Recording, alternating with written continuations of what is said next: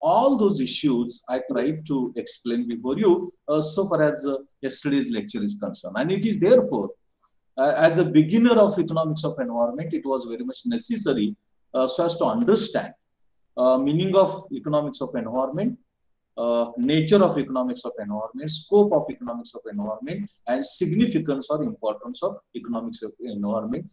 How it has been originated as a branch of economics and when it was originated. These are some of the things that I tried to explain before in the last period.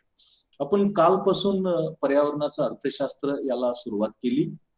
यामध्ये आपण असं केलं की पहिल्यांदा पर्यावरणाचं अर्थशास्त्र ही संकल्पना समजावून घेत असताना अर्थशास्त्र म्हणजे काय, पर्यावरण म्हणजे काय, अर्थशास्त्री संकल्पना कशी उदयास आली त्याची व्याख्या आपण विचारामध्ये घेण्याचा प्रयत्न केला. आणि त्यानंतर पर्यावरणाचं अर्थशास्त्र म्हणजे नेमकं काय, त्याचं स्वरूप कसं असतं, त्याची व्याप्ती कशी असते आणि त्याचं महत्व कसं असतं याचा विचार आपण कालच्या तासाला करण्याचा प्रयत्न केला किंवा केला. So far as today's lecture is concerned, I will try to place before you what is the nexus between economic development and environment. In other words, we can say, is there a relationship between environment and development, or conversely, is there a relationship between development and environment? That I want to place before you, that I want to discuss before you so far as today's lecture is concerned. And it is therefore, today I am going to explain before you what is meant by economic development, what the relationship is there between environment and development, what type of relationship can be there between economic development and environment, and the related issues relating to the nexus between environment and development that I wanted to discuss before you, that I am going to discuss before you so far as today's lecture is concerned. आजच्या तासाला आपण गेल्या तासाला पर्यावरणाच्या अर्थशास्त्राची संकल्पना आणि संबंधित बाबी विचारात घेतल्यानंतर आपण आज विकास आणि पर्यावरण किंवा पर्यावरण आणि विकास यामधल्या संबंधाचा विचार हा आपल्याला या अनुषंगाने करायचा आहे. आणि तो संबंध विचारामध्ये घेत असताना मी तुम्हाला आर्थिक विकास म्हणजे काय हे सांगणार आहे, पर्यावरण आणि आर्थिक विकास यांच्यामध्ये कोणत्या प्रकारचा संबंध असू शकतो हे मी तुम्हाला सांगणार आहे. आणि त्याचबरोबर पर्यावरण आणि विकास आणि पर्यावरण यामधल्या दुहेरी संबंधाचं विवेचन विश्लेषण तुमच्या पुढे ठेवण्याचा प्रयत्न करणार आहे. आवाज व्यवस्थित येतो? प्रतीक्षा, आवाज व्यवस्थित येतो? Ashish? Ashish, syndrome, is it okay? Sound is okay? Yes, sir. Is it clear? Yes, sir. Okay, I shall proceed further. Now, first of all, I shall open my presentation and I will try to explain before you what actually is expected to be studied. Economic development and environment. Already I have mentioned that. Today we are going to study economic development and environment. And while talking about economic development and environment, first of all, I should explain, or I am going to explain, what is meant by economic development. Now, economic development, already the term has been defined by Professor Meyer.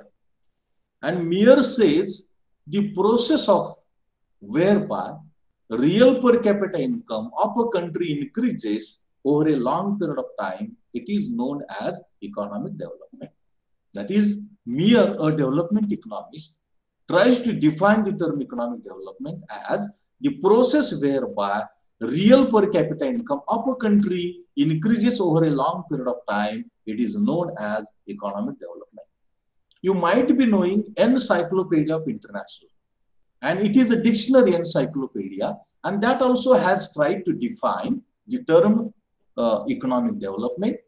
And encyclopedia says increasing per capita production of goods and services with a time period which can be measured by per capita income is known as economic development. That is, economic development is increasing per capita production of goods and services, and that we measure in terms of per capita income. All of us know when we divide national income by the population of that country, what we get is known as per capita income.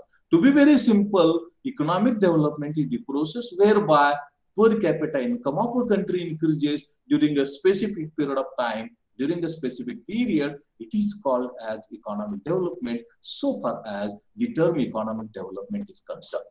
Thus, economic development, the term economic development is necessary to be studied, taking into account what is meant by economic development as defined by Professor Meyer and Encyclopedia International. And the summary of this term is that the process whereby per capita income of a country increases during this specific period of time is known as economic development. And national income, when we divide national income by population of that country, what we get is known as per capita income. Per capita income. आज आपल्याला विकास आणि पर्यावरण यामधल्या संबंधाचा विचार करायचा आहे. आणि या संबंधाचा विचार करत असताना पहिल्यांदा तुम्हाला आर्थिक विकास म्हणजे काय हे मी सांगण्याचा प्रयत्न करतोय.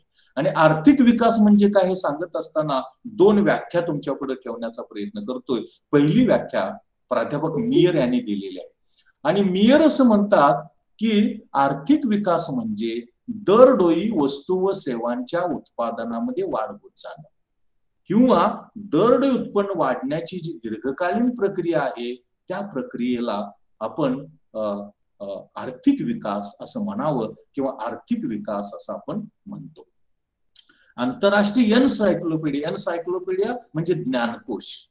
हा आंतरराष्ट्रीय ज्ञानकोश हा सुद्धा आर्थिक विकासाची संकल्पना आपल्या पुढे सांगण्याचा प्रयत्न करतो.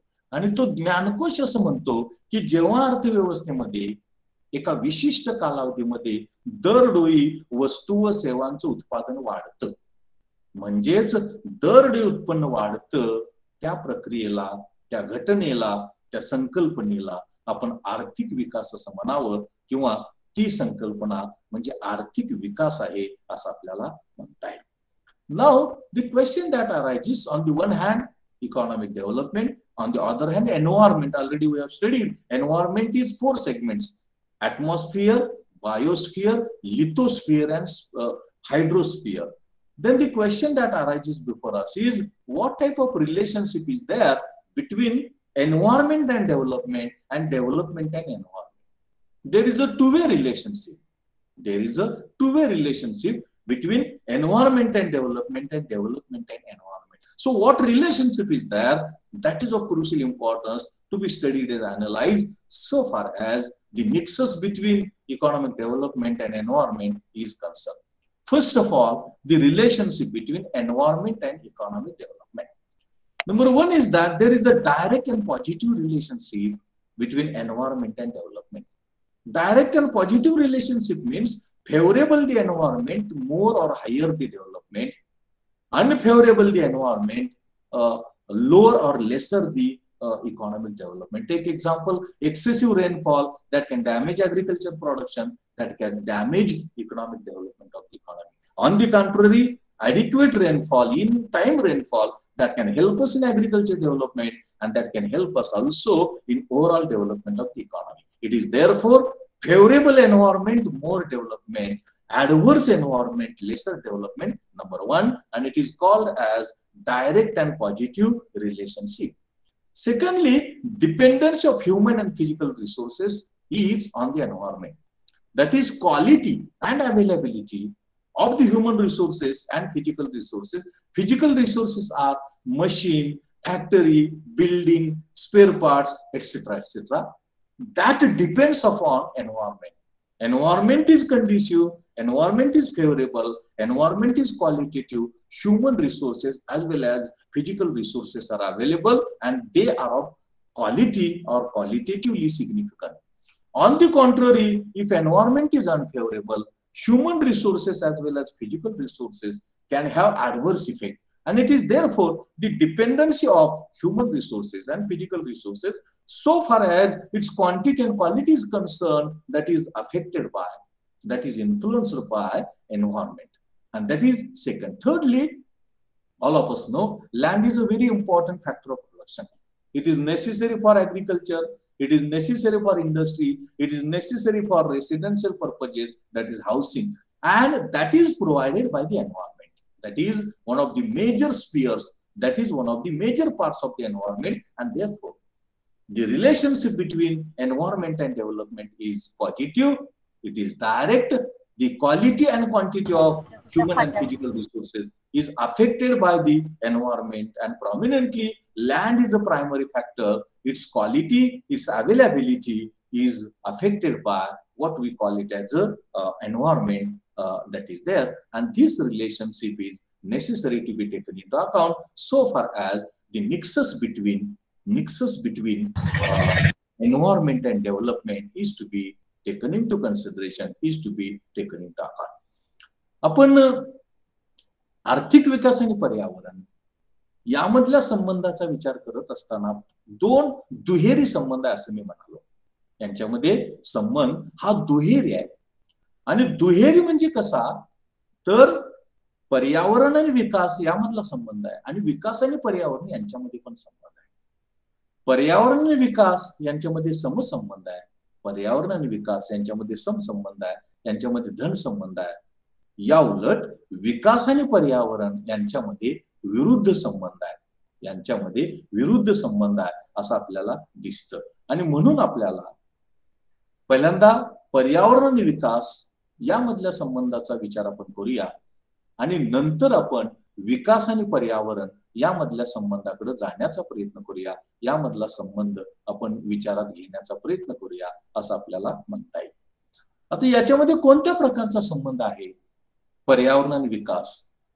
पर्यावरण आणि विकास यामधला जो संबंध आहे तो संबंध हा अनुकूल संबंध आहे किंवा धन संबंध आहे असं आपल्याला म्हणता येईल.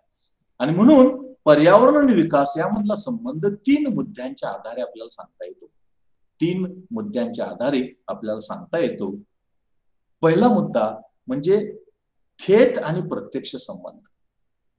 थेट आणि प्रत्यक्ष संबंध म्हणजे पर्यावरण अनुकूल असेल तर विकास जास्त, पर्यावरण प्रतिकूल असेल तर विकास कमी. पर्यावरण अनुकूल असेल तर विकास जास्त, पर्यावरण प्रतिकूल असेल तर विकास कमी. हा आपल्याला आपण थेट आणि प्रत्यक्ष संबंध असं आपल्याला म्हणता येईल. आपल्याला माहित आहे की संसाधनांचे किंवा उत्पादन साधनांचे अनेक प्रकार किंवा 2-3 प्रकार केले जातात. त्यातला एक प्रकार म्हणजे मानवी संसाधन आणि भौतिक संसाधन. मानवी संसाधन आणि भौतिक संसाधन. आणि मानवी संसाधन आणि भौतिक संसाधन यामध्ये मानवी साधनांची आणि भौतिक साधनांची गुणवत्ता, त्यांचा दर्जा, त्यांची उपलब्धता ही पर्यावरणावरती अवलंबून असते. पर्यावरण अनुकूल असेल तर त्याची उपलब्धता ही अधिक असते, पर्यावरण प्रतिकूल असेल तर त्याची उपलब्धता कमी असते. आणि म्हणून मानवी साधनं आणि भौतिक उत्पादनाची साधनं यांच्यावरती प्रभाव पाडणारा घटक म्हणून, परिणाम करणारा घटक म्हणून आपल्याला या पर्यावरण आणि विकास यामधल्या संबंधाचा विचार करावा लागतो. त्यानंतर तर तिसरा महत्वाचा मुद्दा की जो पर्यावरण आणि विकास यामधल्या संबंधाचं विवेचन करू शकतो, स्पष्टीकरण देऊ शकतो, आणि तो मुद्दा म्हणजे की जमीन हा अत्यंत मूलभूत आणि प्राथमिक घटक आहे. आणि ही जमीन म्हणजे पर्यावरण आहे. आपल्याला माहित आहे की वातावरण, जलावरण, सजीव सृष्टी आणि जमीन, त्यातला जमीन हा एक महत्वाचा घटक आहे. आणि जमिनीशिवाय आपण शेती करू शकत नाही, उद्योग करू शकत नाही किंवा माणसाचा निवारा, घर बांधू शकत नाही. आणि म्हणून जमीन हा अत्यंत महत्वाचा आणि मूलभूत उत्पादन घटक आहे. तो मूलभूत उत्पादन घटक हा आपल्याला पर्यावरणाकडून मिळतो, पर्यावरण देतं. आणि म्हणून अशा प्रकारचा जो संबंध आहे तो संबंध आपल्याला यामध्ये विचारामध्ये घ्यावा लागतो किंवा विचारामध्ये घेणं अपेक्षित आहे, घेणं गरजेचं आहे असं आपल्याला म्हणता येतं. Then the next point is, what is relationship? What is relationship between economic development and environment? Development and environment. But before that, all of us know the term growth and development are differentiated. Actually, growth is a narrower concept, increase in per capita income or production, and development is a broader concept that can take into account real per capita income, distribution of income, freedom, and access to resources like education, health, employment, justice, etc., etc. If a little bit distinction is taken into account between environment and economic growth and development, already I have tried to discuss before you, place before you, what relationship is there between environment and development. Now we are in a position to understand, we are in a position to take into account what relationship is there between economic growth and environment, or economic development and environment. Already I have mentioned that the relationship between environment and development is a two-way relationship. Environment development is positive relationship, and development environment is negative relationship. Already we have studied positive relationship between environment and development. Now, what relationship is there between environment and economic growth or economic development and environment? And that relationship has been explained by Professor Simon Kuznets. And Simon Kuznets has given a environmental Kuznets curve hypothesis. And with the help of this theoretical explanation, theoretical analysis, the relationship between economic growth or economic development and environment has been discussed by Simon Kuznets in 1955. And he has explained this relationship with a inverted U shape. Inverted U shape. This is shown in this diagrammatic presentation. On OY vertical axis, environmental degradation or pollution is shown. And on OX horizontal axis, per capita income, that is growth or development, is measured. And Kuznets says initially, with the increase in growth or development, environmental degradation increases. At a particular time, environmental degradation reaches to the maximum. And later on, with the passage of time, growth or development takes place, but environmental degradation has a declining trend. Environmental degradation has a declining trend, and this relationship that we get between economic growth and development, that is known as Simon Kuznets. That is known as Simon Kuznets environmental curve hypothesis. Simon Kuznets environmental curve hypothesis. This relationship is known as Simon Kuznets environmental curve hypothesis, and it is shown in this diagrammatic presentation. Initially, with increase in growth and development, environmental degradation, that is pollution, increases. At a particular time, environmental degradation and pollution becomes a maximum, it reaches at a maximum level. And later on, even with the increase in growth and development, there is a decrease in the environmental degradation, and this relationship is shown by Simon Kuznets, which is known as Simon Kuznets environmental curve hypothesis. Simon Kuznets environmental curve hypothesis. आपण पहिल्यांदा पर्यावरण आणि विकास यामधला संबंध विचारामध्ये घेतला, आणि यामधला संबंध आपण असं म्हणालो की धन आणि थेट आहे. म्हणजे पर्यावरण अनुकूल असेल तर विकासही जास्त, पर्यावरण प्रतिकूल असेल तर विकासही कमी. आणि मी शेतीचं उदाहरण दिलं तुम्हाला. जर पाऊस वेळेवर पडला, पुरेसा पडला, शेतीचं उत्पादन, शेतीचा विकास आणि सर्वांगीण विकास. जर पाऊस अतिरिक्त पडला किंवा पडलाच नाही तर शेतीचा विकास नाही आणि संपूर्ण अर्थव्यवस्थेचा सुद्धा विकास नाही. या अशा प्रकारचा पर्यावरण आणि विकास यामधला संबंध आहे. मात्र विकास आणि पर्यावरण यामधला जो संबंध आहे तो नेमका उलटा आहे, नेमका विरुद्ध आहे. आणि तो संबंध कसा आहे की विकास जेवढा जास्त तेवढं पर्यावरणाचा ऱ्हास किंवा अधःपतन जास्त, आणि विकास जेवढा कमी तेवढं पर्यावरणाचं ऱ्हास किंवा अधःपतन कमी. आणि म्हणून आपल्याला जसं आपण पर्यावरण आणि विकास यामधला संबंध विचारात घेतो, तशाच पद्धतीने आपल्याला विकास आणि पर्यावरण यामधला संबंध सुद्धा विचारामध्ये घ्यावा लागतो. यामधला संबंध ही विचारामध्ये घेणं आवश्यक आहे. हा संबंध सायमन कुझनेट्स यांनी आपल्या एका सिद्धांताच्या माध्यमातून सांगितलेला, स्पष्ट केलेला आहे. आणि त्याला आपण सायमन कुझनेट्स यांचा पर्यावरण वक्र गृहीतक असं आपण म्हणतो. सायमन कुझनेट्स यांचे पर्यावरण वक्र गृहीतक. आकृती जर तुम्ही बघितली तर आकृतीमध्ये उलट्या यू आकाराचा कर्व आहे, उलट्या यू आकाराचा. आडव्या अक्षावरती आपण आर्थिक वृद्धी किंवा विकास दाखवलेला आहे, आणि उभ्या अक्षावरती पर्यावरणाचा ऱ्हास किंवा प्रदूषण दाखवलेला आहे. आणि कुझनेट्स असं म्हणतो की सुरुवातीला वृद्धी किंवा विकास होत असताना पर्यावरणाचा ऱ्हास किंवा अधःपतन वेगानं वाढत जातं.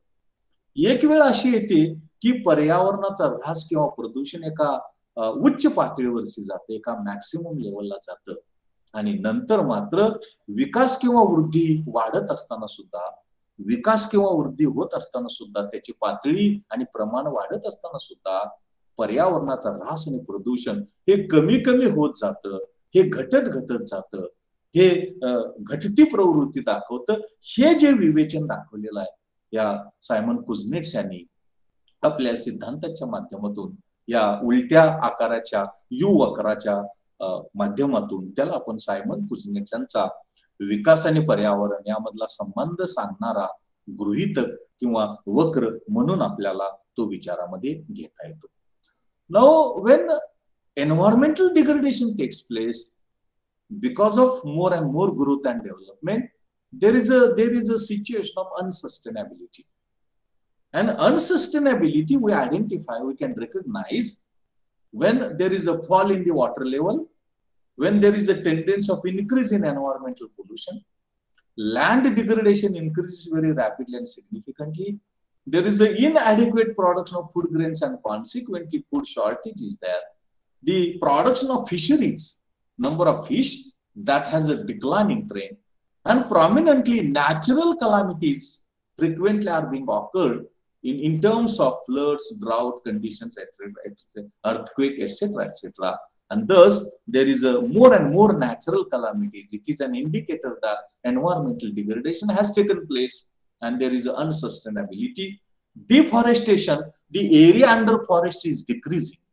Area under forest is decreasing. It is called as deforestation, and when deforestation is more, it is unsustainability or non-sustainability. And lastly, depletion of sources of energy. When energy sources have a declining trend, when energy sources decline very rapidly and significantly, it is an indicator that environmental degradation is taking place because of development. Likewise, loss of biodiversity. Biodiversity has a declining trend. There can be a problem of global warming. There can be a problem of climate change. There can be a problem of ozone layer depletion. When all these are experienced, because of we are continuously trying and endeavoring for rapid and more growth and development, we can say there is a declining trend, there is a deterioration in environmental quality and status, and it is of crucial importance to be taken into account while discussing the relationship between economic development and environment. आपण Simon कुझनेट्स यांचा जो विचार आहे, तो Simon कुझनेट्स यांचा विचार आपण बघितल्यानंतर की विकास आणि पर्यावरण यांच्यामध्ये नेमका कसा संबंध असतो, ते विचारात घेतल्यानंतर जेव्हा अर्थव्यवस्थेमध्ये आपण सातत्यानं आर्थिक विकास किंवा वृद्धी साध्य करण्याचा प्रयत्न करतो, त्यावेळेला अर्थव्यवस्थेमध्ये अशाश्वतता निर्माण होते. त्यावेळेला अर्थव्यवस्थेमध्ये अशाश्वतता निर्माण होते, आणि ही अशाश्वतता निर्माण झालेली आहे की नाही हे कसं ओळखायचं, तर पाण्याची पातळी जमिनीतली घटत जाते, त्यानंतर पर्यावरणाचं प्रदूषण वाढत जातं, प्रामुख्यानं जमिनीचा ऱ्हास फार मोठ्या प्रमाणावर होत जातो, अन्नधान्याचं उत्पादन पुरेसं होत नाही आणि अन्नधान्याची टंचाई निर्माण होते, सातत्यानं माशांची जी संख्या आहे फिशरीज, ते माशांची उपलब्धता आणि संख्या ही वेगानं सातत्यानं घटत जाते. आणि विशेष महत्वाची गोष्ट म्हणजे नैसर्गिक संकट किंवा आपत्ती, यामध्ये दुष्काळ आहे, महापूर आहे, चक्रीवादळ आहे, भूकंप आहे, यांचं प्रमाण हे सातत्यानं वाढत जातं. आणि ज्याला आपण निर्वनीकरण असं म्हणतो, डिफॉरेस्टेशन असं म्हणतो, ते निर्वनीकरण हे सातत्यानं वाढत जातं, वेगानं वाढत जातं. आणि विशेष महत्वाची गोष्ट म्हणजे जी नूतनीकरणक्षम ऊर्जा साधनं आहेत, त्या नूतनीकरणक्षम ऊर्जा साधनांकडे आपल्याला जावं लागतं, कारण आपल्याला ही जी नेहमीची ऊर्जा साधनं आहेत, ही नेहमीची ऊर्जा साधनं ही कमी पडायला लागतात. नेहमीची ऊर्जा साधनं म्हणजे ज्याला आपण जीवाश्म असं म्हणतो, ही जीवाश्म ऊर्जा साधनं ही कमी पडत जातात, आणि मग यामध्ये पेट्रोल असेल, डिझेल असेल, कोळसा असेल, यांची उपलब्धता कमी होत जाते, आणि त्यामुळं त्याची उपलब्धता, त्यांचे साठे हे कमी होत जातात. अशा प्रकारची एक परिस्थिती यामध्ये निर्माण होते असं आपल्याला म्हणता येईल. याबरोबरच जैवविविधतेचा ऱ्हास होतो, त्यानंतर जागतिक तापमानवाढीसारखा प्रश्न निर्माण होतो, हवामान बदलासारखा प्रश्न निर्माण होतो, ओझोनचा जो थर आहे तो ओझोनचा थर हा विरळ होत जातो, तो घटत जातो. अशा प्रकारची लक्षणं, अशा प्रकारचे प्रश्न जेव्हा तुम्हाला अर्थव्यवस्थेमध्ये अनुभवास येतात, तेव्हा आपण असं समजायचं की आर्थिक विकासाचा प्रतिकूल परिणाम हा पर्यावरणावरती होत आहे, पर्यावरणाच्या गुणवत्तेवरती होत आहे, पर्यावरणाच्या ऱ्हासावरती होत आहे, असं आपण समजावं किंवा असं आपल्याला ते विचारामध्ये घेणं गरजेचं आहे, असं आपण म्हणूया. Then when we try for a continuous economic development that result in arising of number of environmental problems that contribute to arising of number of environmental problems, and these problems are, all of us know, we continuously try for rapid industrial development, and rapid industrial development can result in more and more air pollution. Likewise, when we try for agriculture development, more and more agriculture development by using high yielding varieties of seeds, more and more use of chemical fertilizers, more and more use of water and irrigation facilities we use, that result in land degradation. Also, the natural resources or environmental resources, water is there, land is there, minerals are there, forest is there, those have a declining trend. And when their overuse takes place, that is an indicator that environmental problems have been arised. It is because of our efforts directed towards more and more economic development, more and more economic growth. Likewise, acid rain. Acid rain, when in nitrogen oxide or sulfur dioxide, that drop of water mixes, that water is converted into acid, and acid is toxic. And rainfall having acid that takes place, it is because of the air pollution, especially nitrogen oxide emission and sulfur dioxide emission that is there, and global warming, all of us know, greenhouse effect. That is, carbon dioxide is there, methane is there, nitrogen oxide is there, suspended particle matter is there. When their concentration in the atmosphere increases, that results in what we call it as a greenhouse effect or global warming, and which further results in climate change, and also that results in greenhouse effect as well.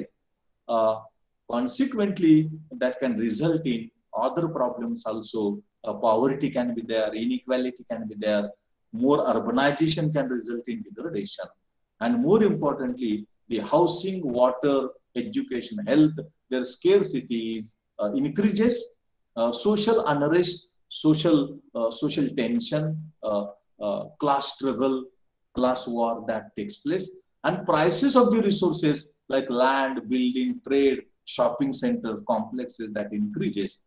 Traffic intensity increases rapidly and significantly, and more importantly, water, air, noise pollution, land degradation shows a very rapidly rising trend, and prominently the problem of slums, problem of health damage among the people, health problems that arise, and these are the problems of economic development. We should say environmental problems of economic development, and that also tries to explain before you what type of relationship is there between economic development and the arising of the environmental problems that is there, and it is therefore that also requires to be taken into consideration so far as this relationship is concerned.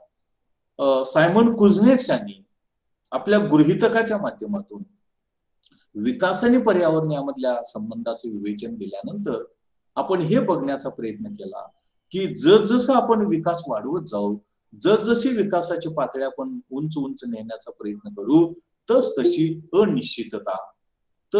अनिश्चितता आपल्याला निर्माण होते किंवा दिसून येते. आणि ही जी अशाश्वतता आहे, ही जी अनसस्टेनेबिलिटी आहे, ही अशाश्वतता ही प्रामुख्यानं आपण वेगवेगळ्या लक्षणांच्या आधारे, वेगवेगळ्या निदर्शकांच्या आधारे मोजण्याचा प्रयत्न करतो, मापण्याचा प्रयत्न करतो. मग पाण्याची पातळी खोल जाणं, किंवा यामध्ये जमिनीचा ऱ्हास होणं, हवेचं प्रदूषण वाढणं, माशाचं उत्पादन कमी होणं, यासारखी लक्षणं आपण बघतो. त्याच्या पुढे जाऊन किंवा त्याला लागूनच, त्याला जोडूनच अधिकाधिक विकास आपण सातत्यानं करण्याच्या प्रयत्नातून अर्थव्यवस्थेमध्ये विकासाचे पर्यावरणीय प्रश्न निर्माण होतात. विकासाचे पर्यावरणीय प्रश्न निर्माण होतात. आणि ते विकासाचे पर्यावरणीय प्रश्न नेमके कोणते, ते विकासाचे पर्यावरणीय प्रश्न हे सुद्धा या अनुषंगानं आपल्याला विचारामध्ये घ्यावे लागतात किंवा ते विचारांमध्ये घेणं गरजेचं आहे, विचारामध्ये घेणं आवश्यक आहे असं आपल्याला म्हणता येईल. आता कोणते ते प्रश्न आहेत, कोणते ते प्रश्न आहेत की पर्यावरणीय, की जे विकासातून निर्माण होतात, हे विकासातून निर्माण होतात. सगळ्यात महत्वाची गोष्ट म्हणजे अर्थव्यवस्थेमध्ये आपण औद्योगिक विकास सातत्यानं वाढवण्याचा प्रयत्न करतो. कारण औद्योगिक विकास हा एक यशस्वी मार्ग आहे. ज्या देशांचा औद्योगिक विकास झालेला आहे त्या देशांचा आर्थिक विकास वेगानं झालेला आहे. यामध्ये इंग्लंड घ्या, अमेरिका घ्या, रशिया घ्या, जर्मनी घ्या, जपान घ्या. आणि म्हणून जगातले अनेक देश जलद औद्योगिकरणाचा मार्ग अवलंबतात. पण औद्योगिकरणामुळे हवेच्या प्रदूषणाचा जो प्रश्न आहे तो गंभीर होत जातो. हवेच्या प्रदूषणाचा जो प्रश्न आहे तो गंभीर होत जातो. आणि त्याबरोबरच आपण शेतीच्या विकासासाठी आधुनिक तंत्रज्ञानाचा, आधुनिक यंत्रांचा, आधुनिक उत्पादन पद्धतीचा वापर करतो. मग यामध्ये जलसिंचन सुविधा, पाण्याचा वापर, यामध्ये रासायनिक खतं, यामध्ये कीटकनाशकं, सुधारित बी बियाणं हे वापरण्याचा प्रयत्न करतो. पण आपण अतिरिक्त जलसिंचन सुविधा, अतिरिक्त रासायनिक खतं, कीटकनाशकं, जंतुनाशकं याचा वापर केला तर जमिनीचा ऱ्हास मोठ्या प्रमाणात होतो. मग क्षारफळ जमिनीचा प्रश्न असेल, दलदली जमिनीचा प्रश्न असेल, वाळवंटीकरणाचा प्रश्न असेल, हे प्रश्न आपल्याला भेडसावतात, हे प्रश्न आपल्या पुढे निर्माण होतात. हे आपल्याला या अनुषंगानं विचारामध्ये घेणं आवश्यक आहे असं आपल्याला म्हणता येईल. याबरोबरच आपण जसजसा विकास वाढवत जाऊ तसतशी जी नैसर्गिक साधनं आहेत, तसतशी जी पर्यावरणीय साधनं आहेत, कोणती आहेत ती? जंगल आहे, खनिज आहेत, पाणी आहे, हवा आहे. ही जी नैसर्गिक साधनं आहेत, पर्यावरण साधनं आहेत, त्यांची उपलब्धता कमी कमी होत जाते, त्यांची टंचाई कमी कमी होत जाते, त्यांची दुर्मिळता कमी कमी होत जाते. आणि त्यांची टंचाई, त्यांची दुर्मिळता जेवढी जेवढी वाढत जाईल तेवढ्या त्या साधनांची उपलब्धता ही वेगानं कमी होत जाते. आणि मग किमान आवश्यक गरजा सुद्धा भागवणं लोकांना कठीण होतं, कारण तेवढ्या वस्तूंचं उत्पादन आपल्याला करता येत नाही किंवा ते करणं शक्य होत नाही असं आपल्याला म्हणता येतं. त्यानंतर काय प्रश्न निर्माण होतो की त्यामधून ऍसिड रेन, ज्याला आपण आम्ल पाऊस म्हणतो, आम्ल पाऊस असं म्हणतो. आम्ल पाऊस म्हणजे काय की जेव्हा विकासाचा परिणाम म्हणून हवेचं प्रदूषण होतं, प्रामुख्यानं हवेमध्ये सल्फर डायऑक्साईड, नायट्रोजन ऑक्साईड हे मिसळतात, मिक्सअप होतात. आणि ते जेव्हा पावसाच्या थेंबामध्ये मिसळतात तेव्हा त्या पावसाचं रूपांतर हे आम्ल पावसामध्ये होतं, म्हणजे ऍसिड पावसामध्ये होतं. आणि आम्ल हे टॉक्सिक आहे, हे विष आहे, ते विषार आहे. आणि ते प्राण्यांना, शेतीला, मनुष्याला, सगळ्यांना ते घातक आहे, सगळ्यांवरती ते प्रतिकूल परिणाम करणार आहे असं आपल्याला म्हणता येईल. याबरोबरच हरितगृह परिणाम आहे, जागतिक तापमान वाढ आहे, हवामान बदल आहे, यासारखे प्रतिकूल परिणाम सुद्धा आपल्याला निर्माण होतात किंवा दिसून येतात. हेही या अनुषंगानं विचारामध्ये घेणं गरजेचं आहे, त्याचाही विचार आपल्याला करणं आवश्यक आहे असं म्हणू. विशेष महत्वाची गोष्ट म्हणजे गरिबीसारखा प्रश्न निर्माण होतो, विषमतेसारखा प्रश्न निर्माण होतो, बेकारीसारखा प्रश्न निर्माण होतो. आणि यासारखे प्रश्न सुद्धा यामधून निर्माण होण्याची शक्यता आहे. आपण सातत्यानं औद्योगिकरण, शहरीकरण करू लागल्यामुळं त्याचे प्रश्न निर्माण होतात, झोपडपट्ट्यांचा प्रश्न निर्माण होतो, त्यातून पर्यावरणाच्या प्रदूषणाचा प्रश्न निर्माण होतो, वाहतुकीची तीव्रता वाढत जाते. यासारखे सुद्धा काही अत्यंत महत्वाचे प्रश्न हे निर्माण होतात. आणि हे सगळे प्रश्न हे आर्थिक विकासाचे पर्यावरणीय प्रश्न आहेत, आर्थिक विकासातून निर्माण होणारे पर्यावरणाचे प्रश्न आहेत. याचा विचार आपल्याला अनुषंगानं करणं आवश्यक आहे, अनुषंगानं ते विचारामध्ये घेणं गरजेचं आहे असं आपल्याला म्हणता येईल. In addition to that, now the question that arises before us is, what can be measures, what can be policies which can be helpful for us in controlling the growing and intensifying environmental problems of economic growth and development. Already I have mentioned that when we try more and more for industrial development, we endeavor for realizing higher levels of industrial development, more and more industrial development. We continuously try for agriculture development. We try for service sector development. The sum totality of that, even though that gives us economic development, even though that gives us economic growth, that results in arising of, emerging out of the number of environmental problems. And now the question that arises is how these problems can be controlled, how these problems can be tackled, what policies are helpful for us, what can be a policy forward, what can be a way forward. That is also necessary to be discussed. That is also necessary to be taken into consideration. Now, so as to control the growing and arising environmental problems of economic growth and development, certain measures, some measures are suggested, and their implementation can be helpful for us, can help us in controlling growing environmental problems and in their increasing their intensities and magnitude. Number one is environmental management. Environmental management means implementing such measures and policies whereby we will control air pollution, we will control water pollution, we will control noise pollution, we will control land degradation. And such measures, such policies, when we implement that, it is called as environmental management. Environmental management is necessary. On the one hand, while trying for economic growth or development, we should also adopt and implement environmental management policies and measures. Control of air pollution, control of water pollution, control of land degradation, increasing area under forest, etc., etc. And that can help us in restricting environmental problems of economic growth or development that take place, number one. Secondly, environmental impact assessment. We should continuous and frequent in assessing environmental impact. Suppose we want to start industry, already we have started industry, we want to increase agriculture development, our agriculture development already has speeded up. If this is there in the economy, then we should assess how it is affecting the environment, how it is affecting land, how it is affecting biodiversity, how it is affecting water, how it is affecting flora, fauna, human beings. That is necessary to be assessed. And it is therefore, when environmental impact assessment is carried out, that gives us an idea that air pollution has increased, noise pollution has increased, land degradation has increased, water pollution has increased, then it is urgently needed to implement such policies and measures whereby we are in a position to control air pollution, water pollution, land degradation, etc., etc., noise pollution. And that is what we call it as an environmental impact assessment. It is called as environmental impact assessment. Thirdly, eco-development. Eco-development means we should try for development. We should attempt for economic development, but at the same time, try for environmental preservation, conservation, management. Air pollution is being controlled, water pollution is being controlled, environmental resource depletion is restricted, environmental degradation is controlled. When at a time, on the one hand, we are trying for economic development, but we should also take a precaution of environmental preservation, conservation, protection. That what we get is known as eco-development.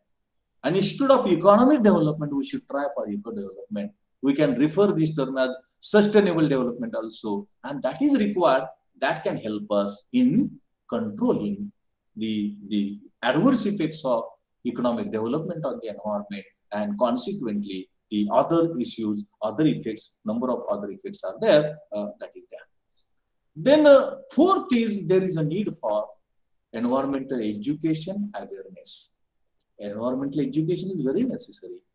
Unless and until you know how environmental degradation is taking place, what is the importance of environment, why this is happening, how it is happening, when people will be educated environmentally and awareness about the preservation, conservation, protection of the environment is created among the people in the society as a whole, then they will endeavor for, even though development is taking place, how environment can be preserved, how it can be protected, how pollution can be controlled, how environmental resources can be preserved, protected, depletion will be restricted. And for that reason, environmental education, environmental awareness, that is required. Fifth is the role of government. Government can play a very important role. Number of acts can be enacted, number of laws can be enacted, number of rules can be passed, those can be implemented, because government is the supreme authority. It can formulate any policy, and that policy implementation will help us. It will result in environmental preservation, conservation. At the same time, the government also can restrict rapidly development that is taking place. And it is therefore government policies, rules can be there, acts can be there, laws can be there, that enables in preservation, conservation, protection of the environment, in the control of air pollution, water pollution, noise pollution, land degradation. At the same time, simultaneously, the growth or development is continued. It takes continuously, and that is required so far as control of environmental problems of economic development. Those have been arised out. Next is people's movement, participation of the people. Unless and until people participate, unless and until that takes the shape of people's movement, we are not in a position to control and restrict environmental problems of economic development, because people's movement is very much necessary. When it takes the shape of movement, all people participate, all society participate. They endeavor sincerely, honestly, rigorously, so as to control various environmental problems like air pollution, water pollution, etc., etc. And for that reason, it should take a form of people's movement that is necessary. नंतर मी तुम्हाला हे सांगण्याचा प्रयत्न करत होतो की विकास आणि पर्यावरणामधल्या संबंधाचा विचार करत असताना जसजसा आपण विकास वाढवत जाऊ, तशी पर्यावरणाची गुणवत्ता ही ढासळत जाते, तसं पर्यावरणाचं प्रदूषण हे वाढत जातं.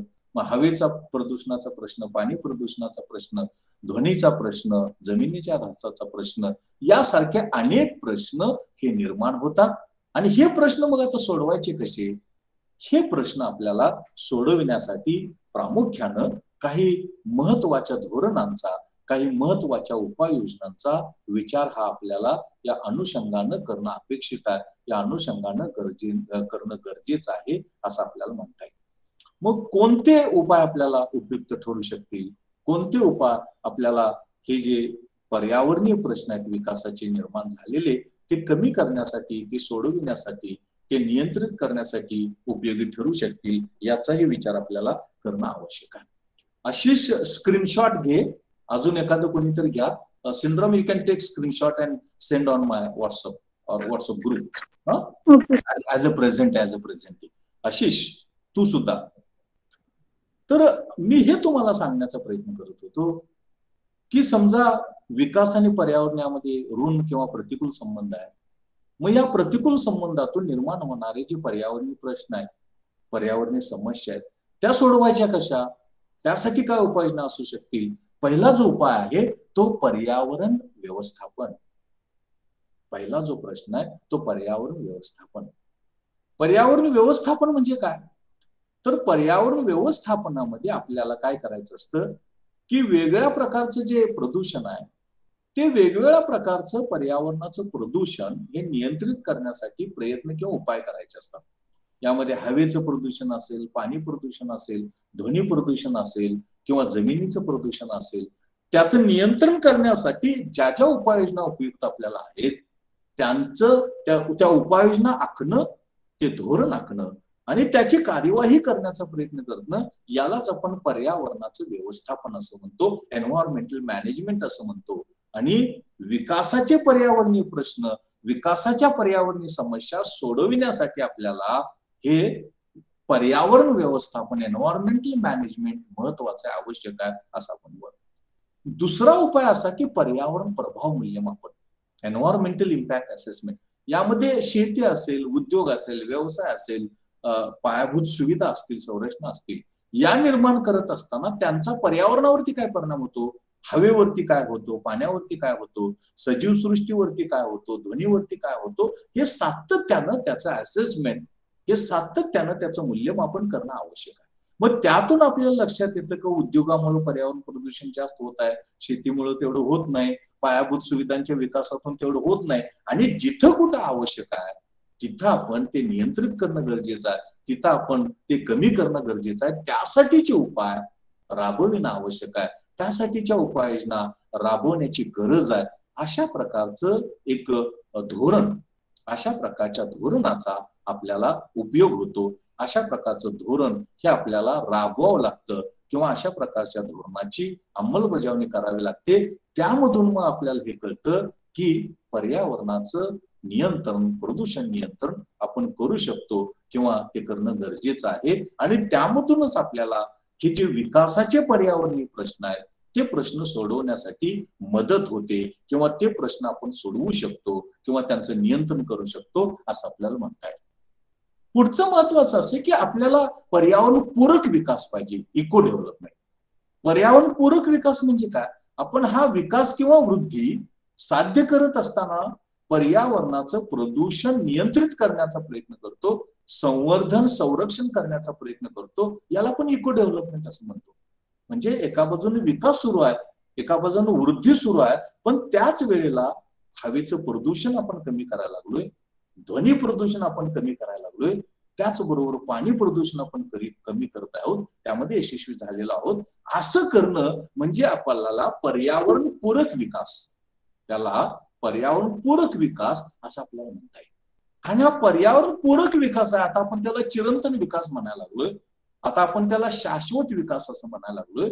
हा शाश्वत विकास आपल्याला गरजेचा आहे किंवा ज्याला आपण पर्यावरण पूरक विकास आपल्याला गरजेचा आहे असं आपल्याला म्हणता येईल. आणि त्या दृष्टीनं धोरणं, त्या दृष्टीनं प्रयत्न हे आपल्याला करणं गरजेचं आहे.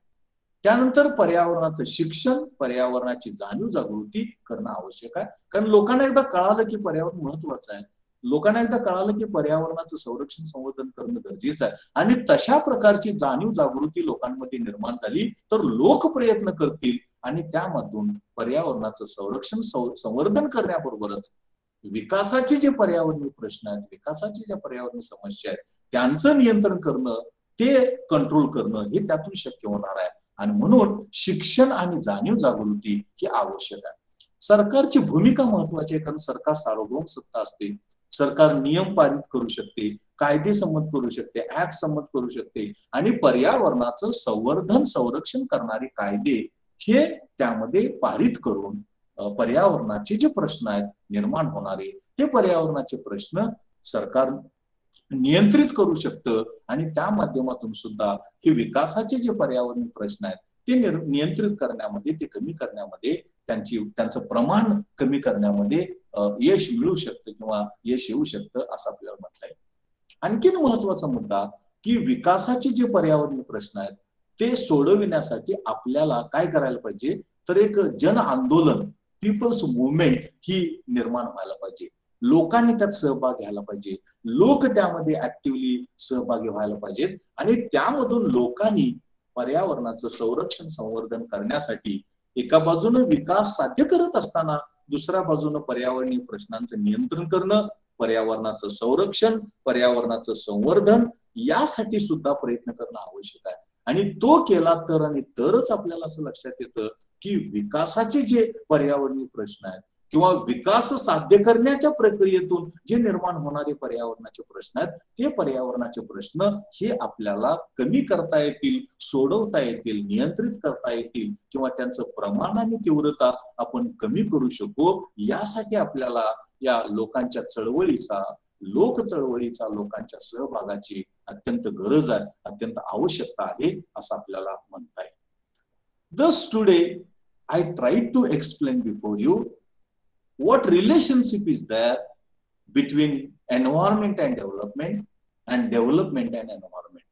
And while studying the relationship between environment and development, there is a two-way relationship.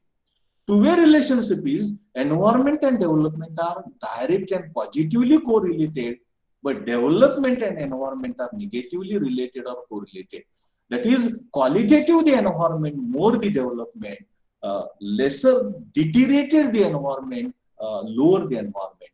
And so far the relationship between development and environment is concerned, more development, more environmental degradation, lesser development, lesser environmental degradation that is there. And while explaining this relationship, I also tried to explain before you the hypothesis which Simon Kuznets has given, which talks about what relationship can be there between development and environmental pollution. That is a inverted U-shaped hypothesis or curve, environmental curve that Simon Kuznets has given. I also tried to explain before you unsustainability.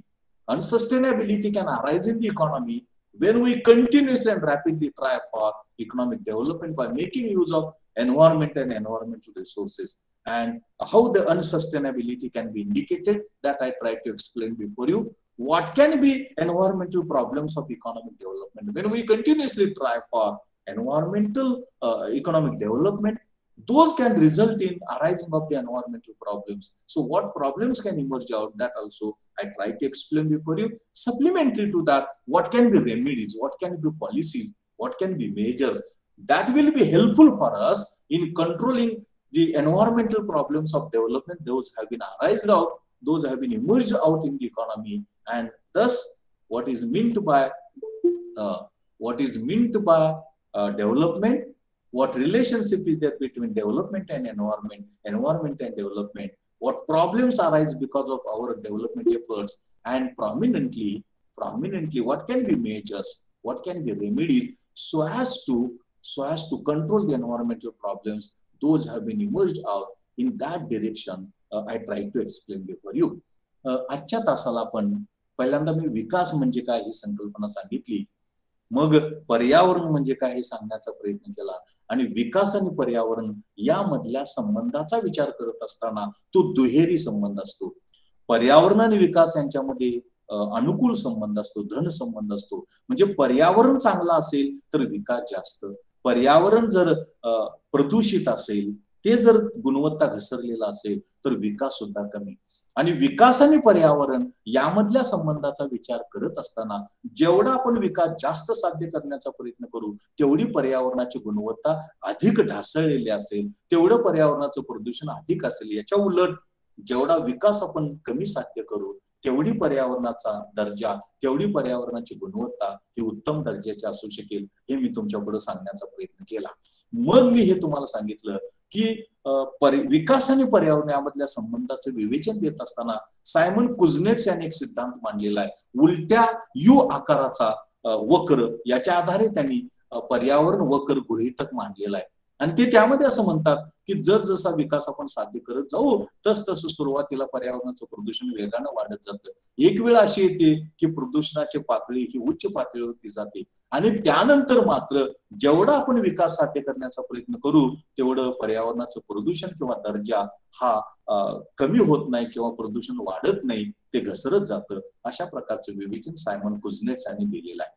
त्यानंतर मी तुम्हाला हे सांगण्याचा प्रयत्न केला की विकासाचे पर्यावरणीय प्रश्न नेमके कोणते आहेत, कोणते नेमके विकासाचे पर्यावरणीय प्रश्न आहेत, आणि ते प्रश्न सोडवण्यासाठी नेमक्या कोणत्या उपायांची गरज आहे, नेमक्या कोणत्या धोरणांची गरज आहे, नेमक्या कोणत्या उपाययोजनांची आवश्यकता आहे, ती आपल्याला उपयुक्त ठरू शकतील, हे मी सांगण्याचा प्रयत्न केला.